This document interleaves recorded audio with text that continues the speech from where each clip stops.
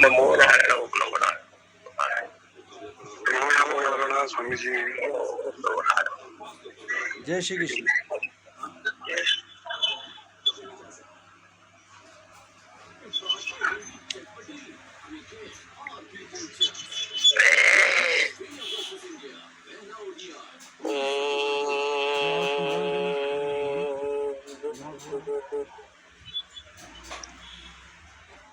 भद्रं कर्णेभिः शृणुयाम देवा, भद्रं पश्येमाक्षभिर्यजत्राः,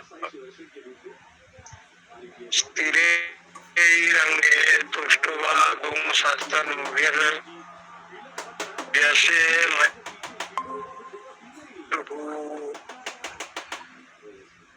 ओम शांति शांति शांति।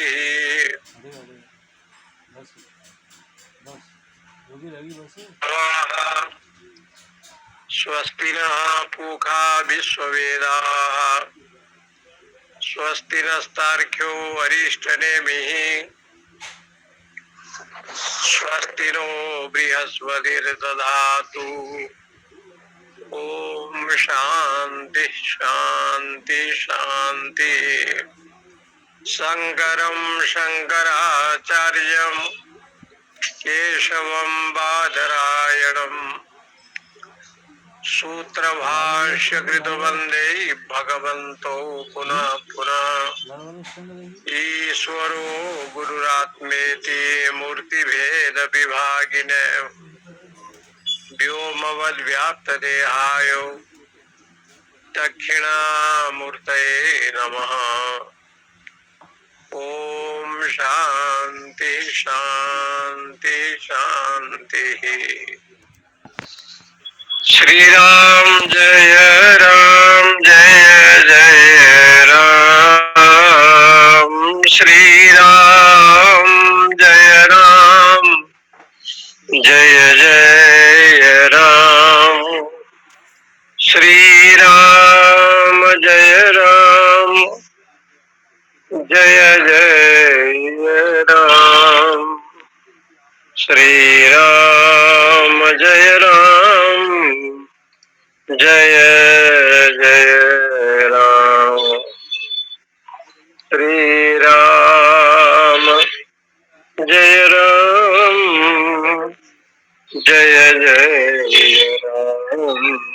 श्री राम जय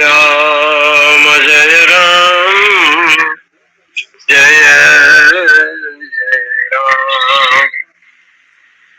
श्री राम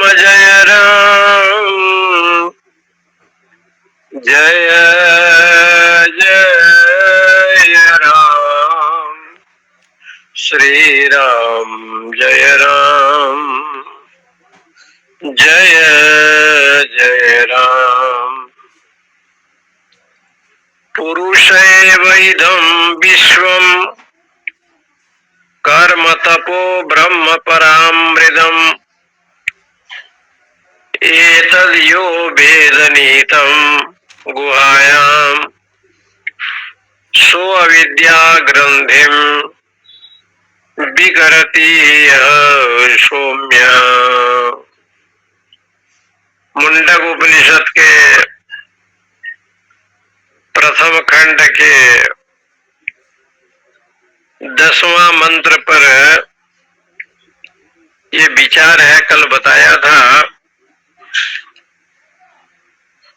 अधः समुद्रा गिरयश्च सर्वे, समुद्र पर्वत उस अखंड सच्चिदानंद ब्रह्म के संकल्प से ये सबकी उत्पत्ति बताई।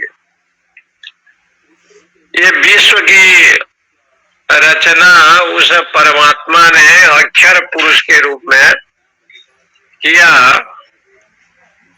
मुद्रा सहितम विद्यते इति समुद्र, समुद्र का लक्षण ये बताया है।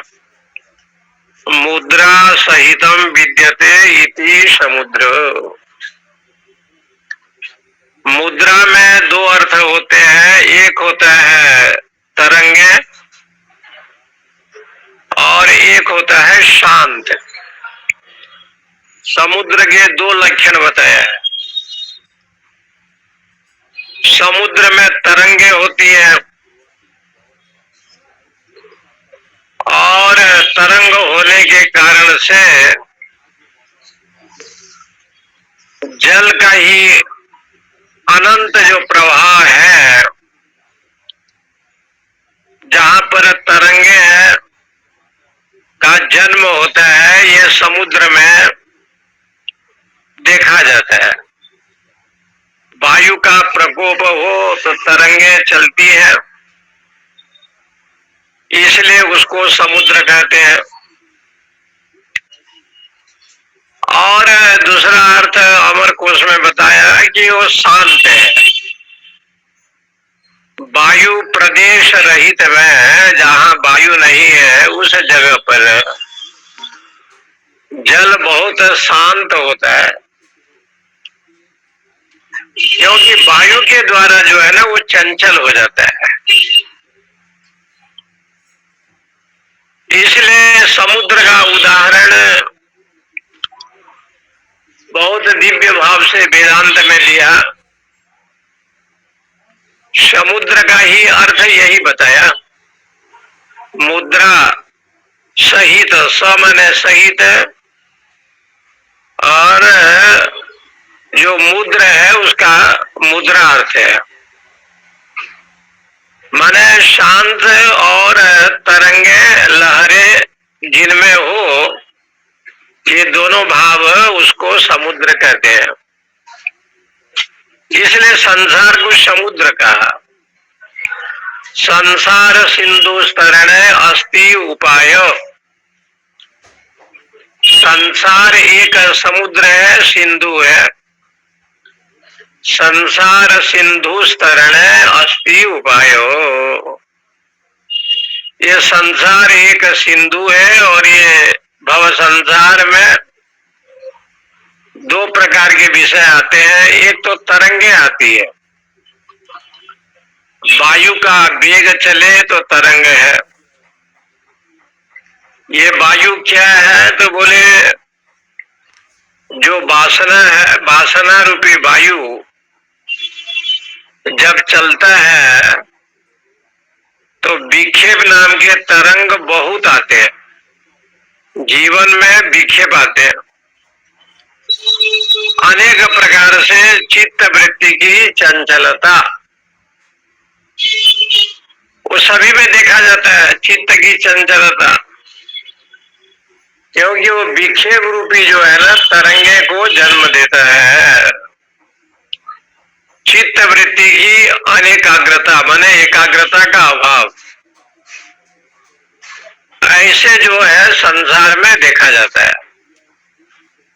और जिस समय ये चित्त वासना का वायु न हो और कामना का चंचलपना न हो, तरंगे न हो, उस समय चित्त क्या हो जाता है? शांत हो जाता है। यदा चित्तम, जिस समय चित्त है विनियम्यम समग्रम एकांततः, जिस समय चित्त समाधान होते हुए एकाग्र भाव को प्राप्त होता है। मांडुक्य कारिका में भगवान गौड़पादाचार्य ने चित्त स्पंदन ऐसे लिखा, चित्त का स्पंदन, जो चित्त वृत्ति बनता है इसी से बनता है। जैसे समुद्र में चंचल वृत्ति और शांत वृत्ति दोनों है। वायु का वेग चले तो वो चंचल हो जाएगा, चंचल बन के तरंगे हो जाएंगे, फेन आ जाएंगे, बुदबुदे आ जाएंगे, लहरें आएंगी। और वायु का वेग जहां पर नहीं होता, बीच समुद्र में, वहां जल बहुत शांत रहता है। रामेश्वरम गए थे, रामेश्वरम में समुद्र है और भगवान रामेश्वर महादेव के पूर्व दिशा में पूर्वी गेट में बिल्कुल समुद्र लगा है, 5 मिनट की रास्ता है। वहां देखिए कि समुद्र इतना शांत है कि जैसे तालाब में जल भरा हो। विशाल समुद्र है लेकिन शांत है। और वहां से थोड़ी दूर आप चले जाएंगे धनुष कोटि में, जहां भगवान ने रामेश्वर का बंधन किया, सेतु बंध का, और बांध बनाया। और जब वो लौट करके आए, और जब लौट करके जब लंका से आने लगे, तो बांध के अंदर लक्ष्मण जी ने रेखा खींच दिया, रेखा खींचा कि कोई व्यक्ति पैदल चल करके इधर उधर न जावे। और अपने धनुष से एक रेखा खींच दिया, तो वो जो बांध था ना, 2 टुकड़ा हो गया। उसको कहते हैं धनुष कोटि। रामेश्वरम से थोड़ी ही दूर है धनुष कोटि, एक जगह है, वहां कई समुद्र हैं। कन्याकुमारी के जितने समुद्र है ना, वो समुद्र सब मिलते हैं वहां। हिंद महासागर, प्रशांत महासागर, ये जितने और समुद्र हैं सब मिलते हैं। और वहां इतना तरंगे हैं कि आप स्नान करते हुए आपको भय लगेगा। पुरी में आप जाएंगे जगन्नाथ जी में, तो भयंकर जो है समुद्र विशाल है, और इतना तरंगे हैं कि उसमें गर्जना होती, मेघ की गर्जना। और स्नान करने के लिए आप चले, और सिर को जो है ना ऊपर किए रहेंगे अभिमान से, तो समुद्र की तरंगे क्या करती है, फेंक देती है। व्यक्ति का कपड़ा कहीं गिरेगा और उसको फेंक देगा, उसका बल नहीं चलता जगन्नाथ जी में, पुरी में। और जो लोग समुद्र में डुबकी लगाते हैं, सिर झुका देते हैं, तो समुद्र उसके सिर के ऊपर वो पानी निकल जाता है, कुछ होता नहीं है, उसका शरीर ठीक रहता है। इसी प्रकार से संसार एक समुद्र है, भव संसार। समुद्र में सब लोग गोता लगाते हैं। इसी प्रकार से संसार में सब लोग रहते हैं, लेकिन समुद्र में जैसे तरंगे आती है, ऐसे ये भव संसार में भी बड़े बड़े तरंगे आती है। कभी दुख आया, कभी टेंशन हुआ, कभी चिंता हुई, विक्षेप हुआ, अनेक प्रकार से मन की चंचलता, कामना, ये लहरें को जन्म देती है। बोले समुद्र में थोड़ा डुबकी लगाओ, समुद्र में घमंड न दिखाओ, अभिमान न दिखाओ, और अपने सिर को नीचे कर दो। विद्या विनय संपन्ने ब्राह्मणे गवि हस्तिनी, सुनी चैव स्वपाके पंडिता समदर्शिना। विद्या विनय से संपन्न होकर के भगवत चरणारविंद में शरणागति हो, और अभिमान को छोड़ दे, देह अभिमान, अपने जाति का अभिमान, अपने शरीर का अभिमान, सुंदरपना का अभिमान, तो समुद्र में तो तरंग आती ही रहेगी। विक्षेप वृत्ति आएगा, चंचलता आएगा, अनेक प्रकार की चिंता आएगा। ये तो सभी जगह में होता है, घर द्वार परिवार मठ मंदिर सभी जगह पर होता है। लेकिन थोड़ा सिर झुका दे, इसलिए कहते हैं ना, मैली चादर ओढ़ के कैसे द्वार तुम्हारे आऊं। ये मेरा मन मैला है, अभिमान से भरा है। समुद्र की तरंगे सिर के ऊपर चली जाती है, समुद्र उसका विनाश नहीं करता, न किसी प्रकार से उसको कष्ट होता है।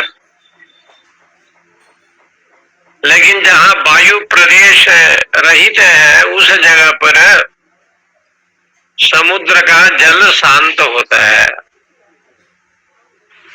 तो वायु प्रदेश कहने का मतलब वासना को वायु बताया। बा गति गंधनयो, जो गंध को दे या गति को प्राप्त करावे उसको कहते हैं वायु। वाति गच्छति इति वायु। ऐसा जो वायु है वो वासना है। और ये चित्त में होने वाले देह वासना, लोक वासना, शास्त्र वासना, ये सब वासना जो है ये वायु है। और वायु प्रदेश यदि हो जाए सत्संग भजन के द्वारा, साधना के द्वारा, चित्त में अहम वृत्ति का अभाव हो जाए तो उस समय ये चित्त जो है ना शांत हो जाता है। इसलिए सदै सदैर ऊपर में दो बुद्धिया धृति गृहीतया आत्मसंस्था कृत्वा मन अपि न चिंतये। आत्मा में स्थिर होकर के अपने मन में केवल परमेश्वर का चिंतन करे, दूसरे का अभ्यास न करे। भगवान ने समुद्र को खारा बनाया, लवण युक्त बनाया। इसका मतलब ये हो गया ये संसार रूपी जो समुद्र है ये हमेशा खारा है, यहाँ अमृत नाम के कोई चीज नहीं है। समुद्र से लक्ष्मी का जन्म होता है, बड़े बड़े आभूषण का जन्म हुआ, कौस्तुभ मणि आए, ऐरावत आया। लेकिन समुद्र को बड़ा दुख लगा, उसने कहा कि सब लोग मेरा अपमान कर रहे हैं। तो भगवान ने समझाया कि समुद्र अपमान नहीं होगा, तुम्हारे यहाँ एक बहुत दिव्य वस्तु का प्राकट्य होगा जिनका नाम है अमृत। अमृत भी समुद्र से निकला। इसका मतलब हो गया कि संसार एक समुद्र है। यह संसार का मंथन जब आप करेंगे, को बंध को मोक्ष, बंधन क्या है, मोक्ष क्या है। को हम अपरोक्षानुभूति का श्लोक है, को हम मैं कौन हूं, कुतः कहां से आया, कुतस्म जाता कहा मैं जाऊं। तो बोले कि मैं आया कहां और मैं कौन हूं,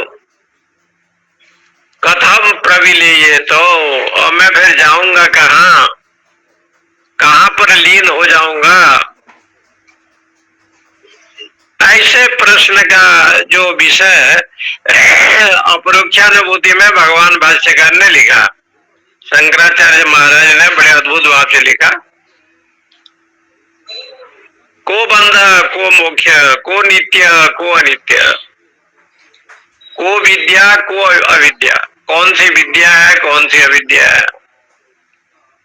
ये सब विषय का बोध जब हो जाता है शास्त्र और गुरु की कृपा से, सत्संग से,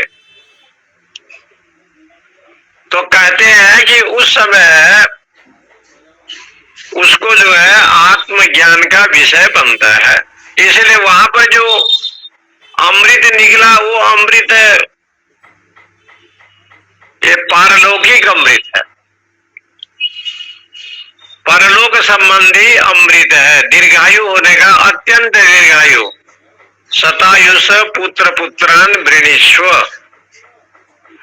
अनंत काल तक स्वर्गादि लोक में निवास करेगा। ऐसे अमृतत्व की प्राप्ति उसको हुआ। लेकिन वेदांत कहता है समुद्र के मंथन से, संसार सागर के मंथन से, मंथन शब्द का अर्थ होता है मथी बिलोडने। व्याकरण में एक धातु है मथी बिलोडने। उसे लूट प्रत्यय करते हैं तो बनता है मंथन। दूध को जमा करके खूब मंथन किया तो सुंदर दही बन गया, छाछ बन गए, इसलिए उसका नाम पड़ गया मंथन। उसने मंथन किया, यशोदा महारानी ने मंथन किया और कृष्ण ने देखा। मंथन शब्द से जिसे हम मंथन करते हैं उसको एक भाषा में मथनी कहते हैं। वो मथनी है। मन और बुद्धि को मिला करके संसार का मंथन करें और उस मंथन के द्वारा आपको बहुत कुछ मिलेगा। दूध भी मिलेगा, दही भी मिलेगा, घी भी मिलेगा।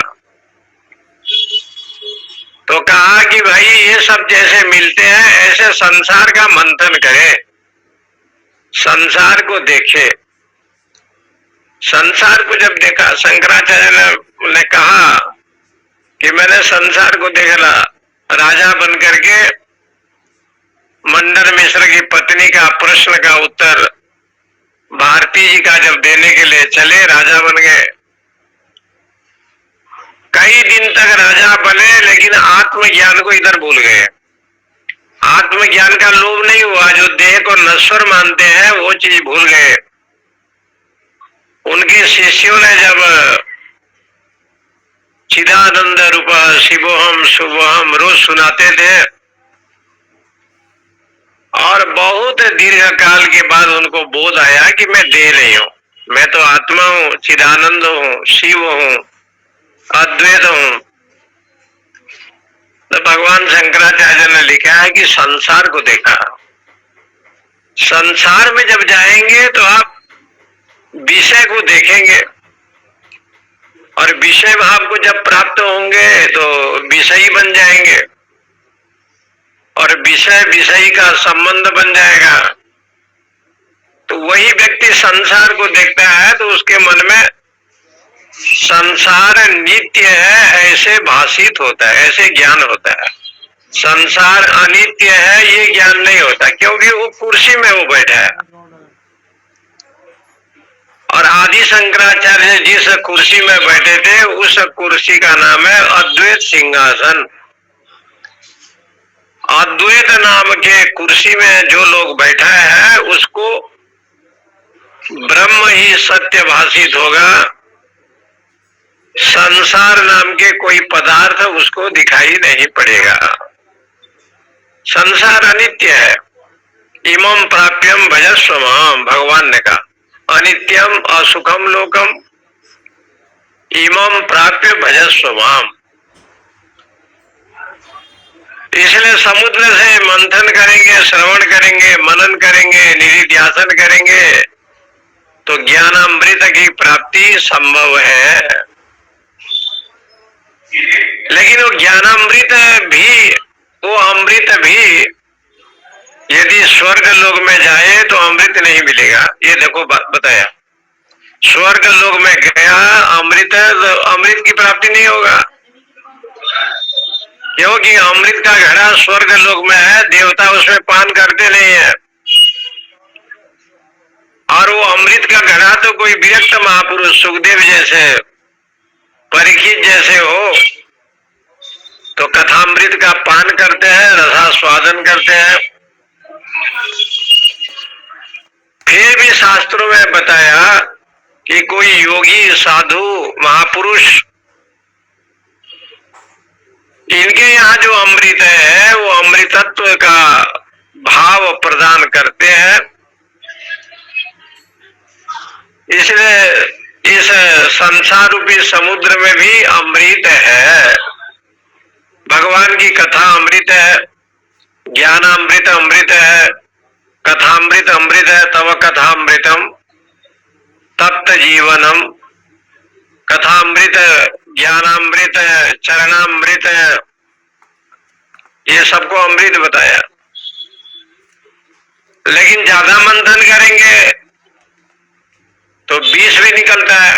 किसको मंथन किया? संसार को। ये संसार को मंथन करेंगे तो यहाँ विष भी निकलेगा। विष का मतलब ये संसार जो है वो अविद्या परक है, ऐसा बोध उसको होगा, अज्ञान अवस्था में जाएगा। लेकिन उसका पान तो कोई जोगी कर सकता है, कोई शिव ही कर सकता है। कल्याण स्वरूप भगवान शंकर जैसे विष का पान किया, ऐसे ये संसार में दो विषय को विष बताया। एक विषय है कड़वा वाणी, काठिन्य शब्द, और एक विष बताया है अवगुण। दूसरे के दोष को दर्शन करने का जो असूया वृत्ति है, ये बड़ा विष है। और जो कड़क वाणी है, इसको भी विष बताया। ये दोनों विषों को वही पान कर सकता है जो शिव बन जाए। शिवम शांतम अद्वैतम चतुर्थम मन्यन्ते, जो कल्याण स्वरूप बन जाए। क्योंकि ये दोनों का पान करने की शक्ति सब में नहीं होता, केवल महापुरुष में, संतों में, सत्संगियों में यही होता है। इसलिए यहाँ अतः समुद्रा गिरस्य सर्वे, इसलिए जो अंतरात्मा है, ब्रह्म है, वो सर्वव्यापक है। एवं पुरुषात् सर्वम इदम संप्रसूतम अतः वाचारंभणम विकारो नामधेयम अनृतम पुरुषम इत्येव सत्यम। इस प्रकार से भगवान शंकराचार्य कहते हैं कि जो ब्रह्म को आप देखते हो, वो ब्रह्म अलग है, जगत अलग है, ऐसे कल्पना नहीं है। ये तो ब्रह्म सत्य जगत मिथ्या कह करके इसलिए कहा कि जगत ही मिथ्या है, जगत का कोई सत्ता नहीं है। इसको जनाने के लिए जब वो मिथ्या शब्द का ज्ञान हो जाएगा तो नित्य पदार्थ का बोध होता है। यहाँ सच्चिद आनंद जो परमात्मा है वो नित्य है, और नित्य ब्रह्म का दर्शन वही सत्य है। इसलिए समझाने के लिए जगन मिथ्यात्वम, जगत मिथ्या है, इस प्रकार के विषय को बताया। स्व अधिकरण भासमानत्वम मिथ्यात्वम, मिथ्या का लक्षण वेदांत में ये है।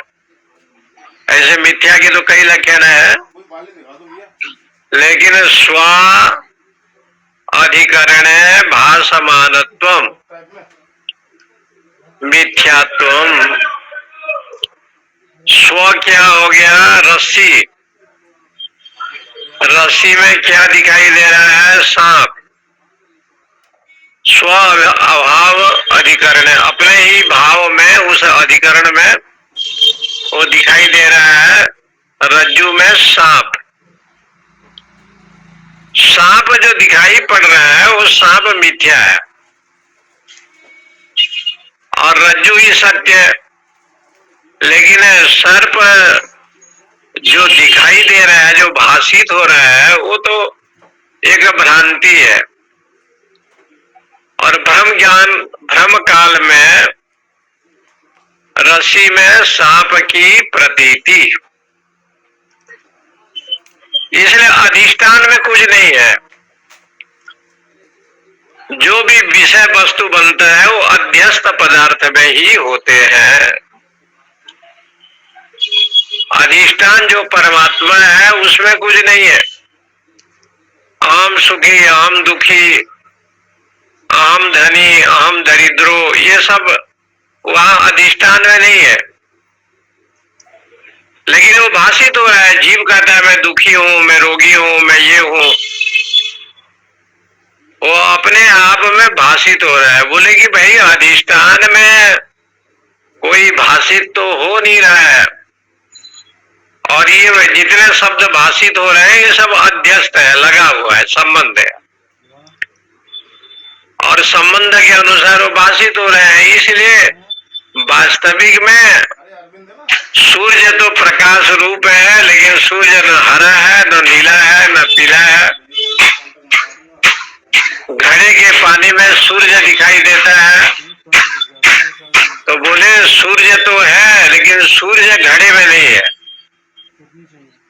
सूर्य कहाँ पर है? घड़े में सूर्य का प्रतिबिंब है, वो घट में दिखाई दे रहा है। घट में जल है तो सूर्य उस जल के अंदर प्रकाशित हो रहा है। सूर्य अधिष्ठान है और उसका प्रतिबिंब यहाँ परछाई के रूप में दिखाई पड़ता है। इसलिए अधिष्ठान में कोई वस्तु अध्यस्त नहीं हो सकता। तो देह अधिष्ठान नहीं है, मन इंद्रियां अधिष्ठान नहीं है, शरीर अधिष्ठान नहीं है, सबका अधिष्ठान तो केवल परमात्मा है। इसलिए उसको कहते हैं अंतरात्मा। वो स्थूल शरीर का भी, लिंग शरीर का भी और संपूर्ण जगत का जो है वो आश्रय स्वरूप है। इसलिए अधिष्ठान में तो कोई चीज का संबंध लेस मात्र भी नहीं है, न वहाँ काम का, क्रोध का, लोभ का, न विषयों का, शब्द स्पर्श रूप रस गंधों का। इसलिए कहा स्वभाव अधिकरणे भासमानत्वम मिथ्यात्वम, ऐसे दिखाई पड़ रहा है। इसलिए उसको ऋषियों ने मिथ्या शब्द से कहा। अपने अभाव के अधिकरण में उसको वेदांतिक भाषा में ऐसे है कि यस्याभाव सप्रतियोगी, जिसका अभाव होता है उसको प्रतियोगी कहते हैं, और जिसमें अभाव होता है उसको अनुयोगी कहते हैं। यस्याभाव प्रतियोगी, यस्मिन अभाव स अनुयोगी। प्रतियोगी और अनुयोगी दोनों का अभाव जहां पर हो उसी को ब्रह्म शब्द से कहा जाता है। जहां कोई अनुयोगी भी नहीं है और जहां कोई प्रतियोगी भी नहीं है, वो अनुयोगी और प्रतियोगी से रहित जो तत्व है वो आत्मा है, वो आपकी अंतरात्मा में है। तो कहा वो अंतरात्मा कैसे है? तो बोले कि पुरुष एव इदम विश्वम, ये संपूर्ण जो विश्व है, ब्रह्मांड है, सब पुरुष से ओतप्रोत है। पुरुष शब्द का अर्थ है पूर्णत्वाद इति पुरुष, जो परिपूर्ण है उसको पुरुष कहेंगे। परमात्मा पूर्ण है, अपूर्ण नहीं है, इसलिए उसको पुरुष कहा गया है। पुरुष एव इदम विश्वम, यानी ईशावास्यमिदं सर्वम यत् किंच जगत्याम जगत, संपूर्ण जगत वही पुरुष है। कर्मम तपो ब्रह्म परामृतम, बोले वो कर्म बन करके आया, तप माने ज्ञान बन करके आया, तो वो कौन है? बोले कर्म और ज्ञान स्वरूप भी परमात्मा है। कर्म का निर्माण उसने किया, तप माने ज्ञान का निर्माण भी उसने किया, इसलिए कर्म और तप वही पुरुष है। माने भगवत कर्म करना ही उस पुरुष का कर्म है, और उसका जो ज्ञान है वो सतचिद आनंद रूप है। बृहदारण्यक उपनिषद में आया है कि जब भगवान कोई कर्म कराते हैं तो क्या कर्म करते हैं? तो सह कर्म कारयति स परमेश्वर। सत्कर्म ही कराते हैं। जब भी कोई कर्म करते हैं और साधु कर्म होता है, शास्त्रीय कर्म करते हैं, धर्म कार्य करते हैं, ऐसे कर्म जहाँ आप करेंगे तो ये कौन कराया? सत्संग करते हैं, भजन करते हैं, स्वाध्याय करते हैं, तो बोले कि ऐसा कर्म कारयति। सात्विक कर्म तो परमात्मा ही कराता है, यानी परमेश्वर ही वो कर्म करा रहा है, सात्विक कर्म। और अधर्म पूर्वक जो कर्म होता है, बोले वो ईश्वर का नहीं है, व्यक्ति का जो विषयाशक्ति भाव है ना, उससे वो करता है। जुआ खेलता है, मदमांस का सेवन करता है, और अनेक प्रकार से अधर्म जो करता है, मिथ्या भाषण करता है, ये परमेश्वर नहीं कराता। परमेश्वर यदि कराए तो सत्कर्म ही कराता है। ऐसा कर्म कारयति, इसलिए कहा पुरुष एवं इदम सर्वम, सब कुछ वो पुरुष से ही ओतप्रोत है। सत्संग श्रवण करते हैं, भजन करते हैं, स्वाध्याय करते हैं, दान धर्म सात्विक कर्म करते हैं, तो समझ लें ये सब भगवान ही करा रहे हैं। इसलिए कथा आती है ना कि सर्वंग ऋषि का कथा आती है। सर्वंग ऋषि बहुत तपस्वी थे और उनके तपस्या से इंद्र भयभीत हो गया और ऋषि तपस्या करते थे, तो इंद्र को लगा कि इसको मार देना चाहिए, और इंद्र जी ने एक बाण को, एक सर को प्रेरित किया और बाण चलाया। वो जो बाण है, जब वो आ रहा था तो ऋषि जी ने देखा, तपस्या कर रहे थे कि बाण आ रहा है, तो ये ऋषि के पास तो कुछ था नहीं। जिस चटाई में बैठे थे, वो कुशासन की चटाई में घास निकाले और मंत्र से प्रयोग करके छोड़ दिया, और वही कुश जाकर के इंद्र के बाण को काट दिया, दो टुकड़ा कर दिया। तब से महात्मा का नाम पड़ गया सरभंग। जो सर को माने बाण को दो टुकड़ा किया, तब आपका नाम पड़ गया सरभंग ऋषि। बहुत बड़े तपस्वी थे, तपस्या कर रहे थे। ब्रह्मा जी प्रसन्न हो गए, ब्रह्मलोक जाने के लिए रथ भेजा। इतने में एक महात्मा दौड़ दौड़ करके आए। उन्होंने कहा कि हे ऋषि जी, आप ब्रह्मलोक जा रहे हैं और आपके आश्रम के पास में रघुनंदन जी आए। जैसे राम का नाम श्रवण किया तो ब्रह्मलोक जाने के लिए मना कर दिया। बोले सारे तपस्या का फल तो यही है कि प्रभु का दर्शन करें। राम लखन और सिंह आ रहे हैं सर्वंग जी को, उनके ऋषि ने बताया, तो भगवत दर्शन करने के लिए ब्रह्मलोक को छोड़ दिया। वो गए नहीं, बोले कि बाद में जाएंगे। और भगवान राम लखन सीता जी का स्वागत किया, दर्शन किए, भगवान उनके आश्रम में पधारे। तो ऋषि ने कहा है कि वास्तविक में तपस्या का फल यही है, सब साधन कर सफल सुहावा, लखन राम सिय दर्शन पावा।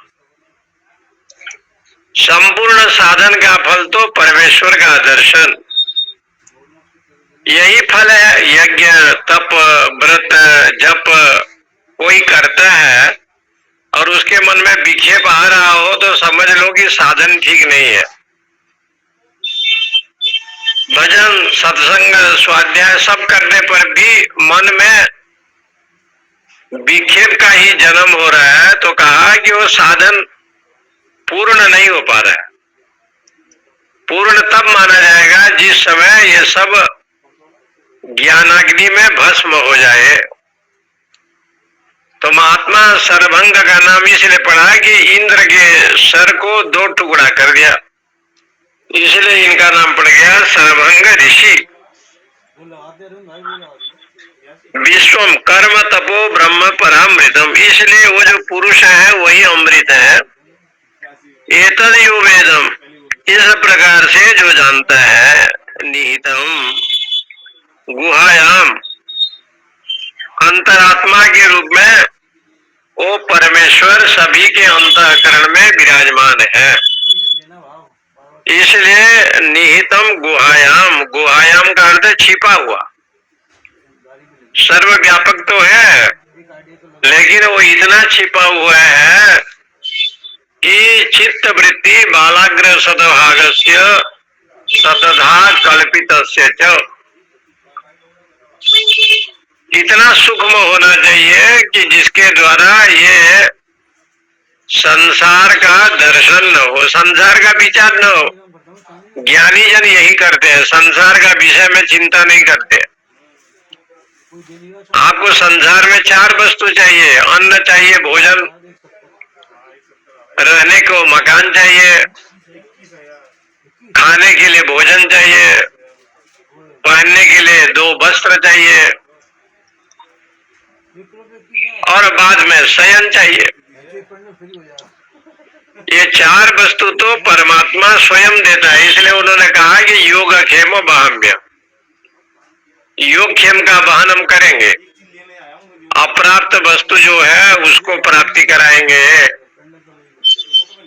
और उसका रक्षा भी करेंगे। इसलिए भगवान की प्रतिज्ञा है योग क्षेम बाहम्यम। योग क्षेम का वहन जब स्वयं भगवान ही करते हैं, तो ये 4 वस्तु की प्रतीक्षा करने की कोई जरूरत नहीं है। इसलिए उन्होंने कहा कि अन्न की, भोजन की, शयन की और अन्न की जो व्यवस्था है सब मैंने कर रखा है। प्रारब्ध पहले रचा, फिर रचा शरीर, कबीरा चिंता क्यों करे, सबके दाता रघुवीर, सब वही करता है। इसलिए यहाँ पर कहते हैं कि गुहायाम निहितम, बोले जब हृदय रूपी गुफा में वो विराजमान है तो उसको क्यों नहीं जानते। मुंडक उपनिषद का प्रश्न यही है, कस्मिन्नो भगवो विज्ञाते सर्वमिदं विज्ञातम भवति। सौनक जी ने प्रश्न किया था कि किसको जान लेने के बाद सबको जान लिया जाता है। कस्मिन्नो भगवो विज्ञाते सर्वमिदं विज्ञातम भवति। तो बोले कि यदि यो वेद निहितम गुहायाम, मेरे हृदय रूपी गुफा में वो है, तो उसको प्राप्त क्यों नहीं होता। तो मंत्र कहता है सो अविद्या ग्रंथिम विकिरति यह सौम्य। ये अविद्या गांठ जो पड़ा है ना, अविद्या का गांठ है, यही विकिरति। अविद्या का गांठ जब टूट जाए, विदीर्ण हो जाए, तो विद्या आवे। और ऐसा जो विद्या आता है तो कहते हैं यही जो कर्म है, कर्म और तप जो आते हैं ना, अग्निहोत्रादि जब आप करेंगे, तो भगवान शंकराचार्य ने कहा है कर्म अग्निहोत्रादि लक्षणम। अग्निहोत्रादि जो विषय है, इसमें जो कर्म होता है, अग्निहोत्रादि करने पर जो तपस्या होते हैं, ये सब मैं ही हूँ, मुझे छोड़ करके अन्य कोई नहीं है।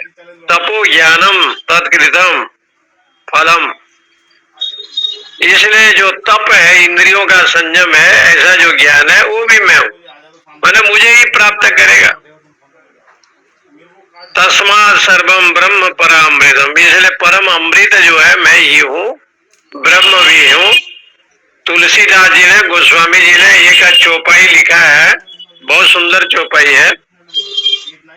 श्रुति पुराण बहु कहे उपाई, छूटन अधिक अधिक रुझाई। गोस्वामी जी ने ये चौपाई के बाद दूसरा एक चौपाई लिखा है, यद्यपि मृषा अधिक अधिक रुझाई, जड़ चेतन ही ग्रंथि परि गई, यद्यपि मृषा, यदि वो झूठ है, मिथ्या संसार, अधिक अधिक रुझाई। उसी के एक चौपाई में गोस्वामी जी कहते हैं, श्रुति पुराण बहु कहे उपाय। हमेशा उपनिषद सावधानी करते हैं, गीता भागवत वेद पुराण हमेशा कहते हैं, श्रुति पुराण बहु कहे उपाय, छूटना अधिक, फिर भी अज्ञान का नाश नहीं होता, अधिक अधिक रुझाई। फिर जो है ना, बहुत जो है ना उसमें अरुझाई, उस विषय में वो चला जाता है, अविद्या का नाश नहीं कर पाता है, अविद्या में चला जाता है।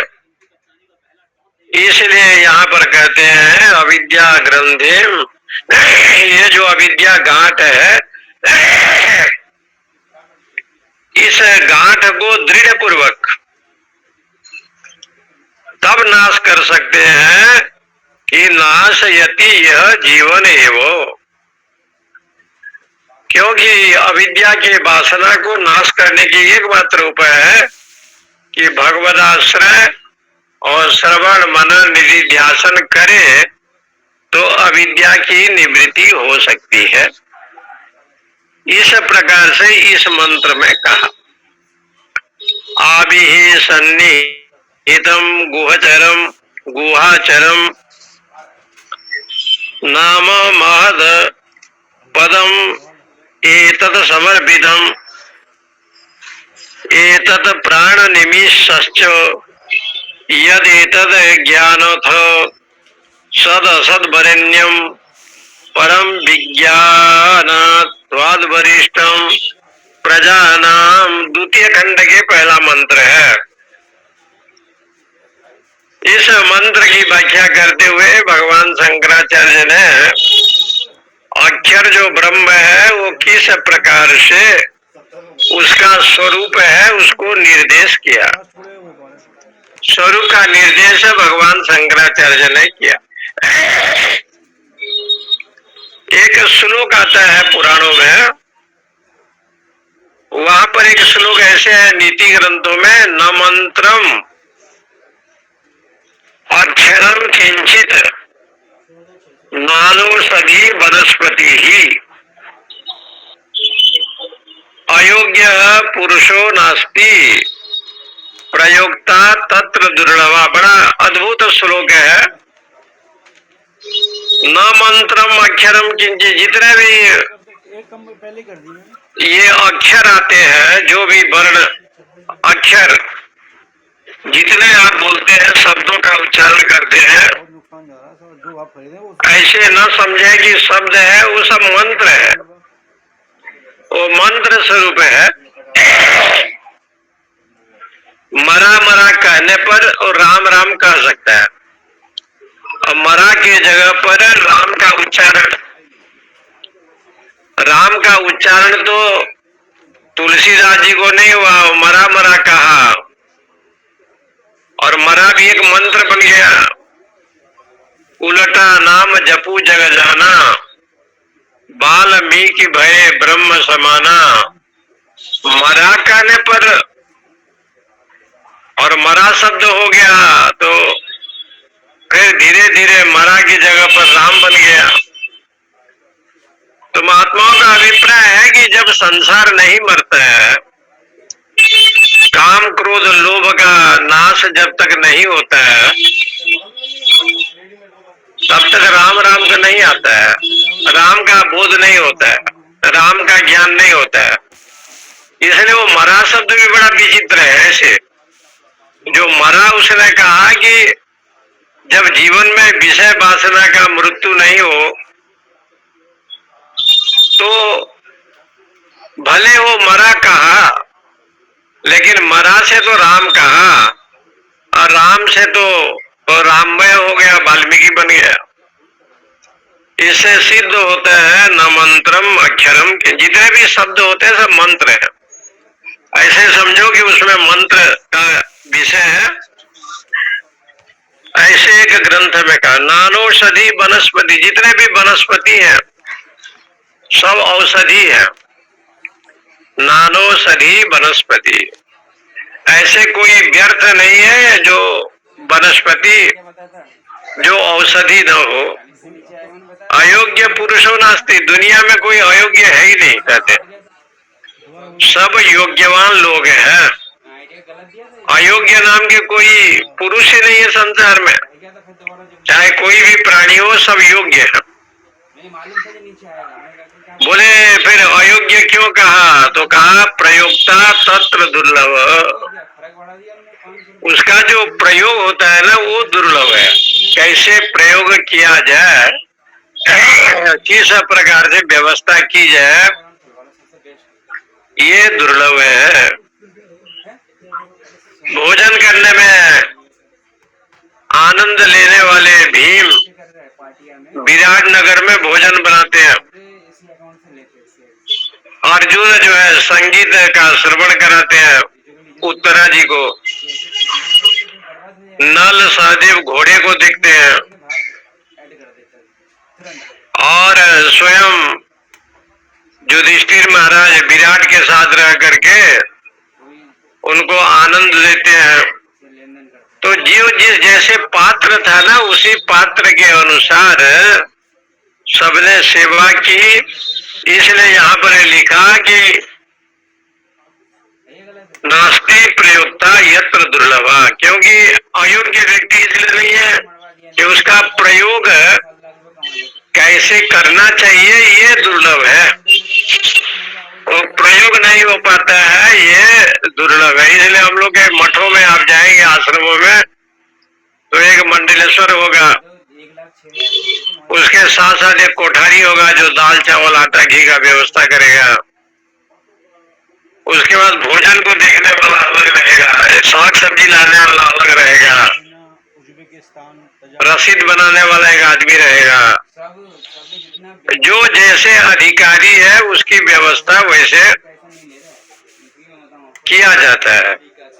तो ये मंत्र कहता है प्रयोक्ता नास्ति तत्र दुर्लभ, प्रयोग करने में व्यक्ति जो है ना नहीं कर पाता है। इसलिए संसार में कोई अयोग्य पुरुष है ही नहीं, चाहे वो ब्राह्मण हो, चाहे चंडाल हो, चाहे और भी कोई हो, सब लोग योग्य है, उसका प्रयोग नहीं होता ना। राक्षस कुल में विभीषण अमर हो सकता है और रावण नहीं हो सकता, क्योंकि अयोग्य, योग्यता के आधार पर। राक्षस कुल में प्रहलाद जी भगवान के परम भक्त हो सकते हैं, असुर कुल में, लेकिन देवराज इंद्र प्रहलाद को मारने के लिए कयाधु का अपहरण करते हैं। तो ये सारा उदाहरण शास्त्रों में दिया। इसलिए यहाँ पर कहते हैं आभि ही सन्निहितम, वो ब्रह्म प्रकाश स्वरूप है। कहाँ पर है? हृदय में। गुहाचरम, गुहाम चरति इति गुहाचरम, हृदय रूपी गुफा में वो परमात्मा विराजमान है। महत पदम, उसका पद बहुत बड़ा है, बहुत नाम है, अनंत गुण उनमें विराजमान है। एतत् समर्पितम, वो महत पद है, बहुत नाम वाला है। और एतत् प्राण निमिषज्ज, वही सबको चलाने वाला है, चलने वाला भी वही है, प्राण देने वाला भी वही है। यद एतद जानत, सद असद, सद और असत का भी ज्ञान होना चाहिए। सद असद वरेण्यम, इसलिए सद असद रूप भी वही है। ऐसे संसार की बात कही है, परम विज्ञानाद वरिष्ठ, वो सबसे वरिष्ठ है, उसको जानना चाहिए। विज्ञानम प्रजानाम, सारे प्रजा की उत्पत्ति करने वाला भी ब्रह्म है। क्योंकि ब्रह्म का दो लक्षण है ना, स्वरूप लक्षण और तटस्थ लक्षण। तटस्थ लक्षण जब होगा तो संसार की उत्पत्ति करेगा, जिसको यहाँ पर अपर ब्रह्म कहते हैं। और स्वरूप लक्षण होगा तो परम ब्रह्म हो गया, परा विद्या हो गया। स्वरूप लक्षण में सदचित आनंद स्वरूप होगा तो अपने स्वरूप में स्थित होगा, वो स्वरूप लक्षण। और यह तो इमानी भूतानी जायन्ते न जातानि जीवन्ति यद प्रयंत अभिष विसंति तद विज्ञासस्व तद ब्रह्म। जिससे संसार की उत्पत्ति होती है, प्रलय होता है, जन्म होता है, उसी को ब्रह्म कहो। तो इसको ब्रह्म सूत्र तटस्थ लक्षण बताया। तटस्थ लक्षण ने बताया